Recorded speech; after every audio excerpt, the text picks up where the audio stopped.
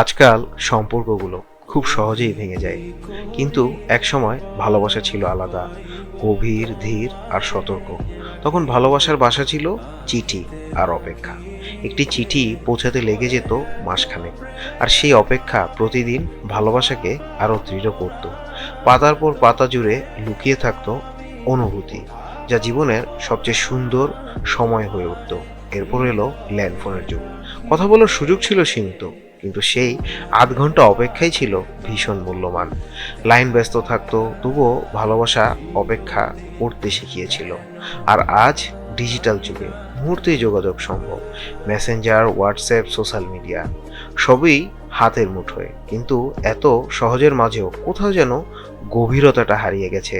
কারণ এখন আর অপেক্ষা নেই, সম্পর্ক আর দ্রুত নেই, দ্রুত হারিয়েও ফেলি। অথচ সত্যিকারের সম্পর্ক গড়ে ওঠে সময়ে, বোঝাপড়ায় আর ধৈর্যে। হয়তো আমাদের চিঠির যুগে ফিরতে হবে না, কিন্তু সম্পর্কগুলো একটু ধীরে, একটু যত্ন নিয়ে বাঁচিয়ে রাখা আজকের সবচেয়ে বড় প্রয়োজন, যেন ভালোবাসা শুধু সহজ না হয়ে গভীরও হয়।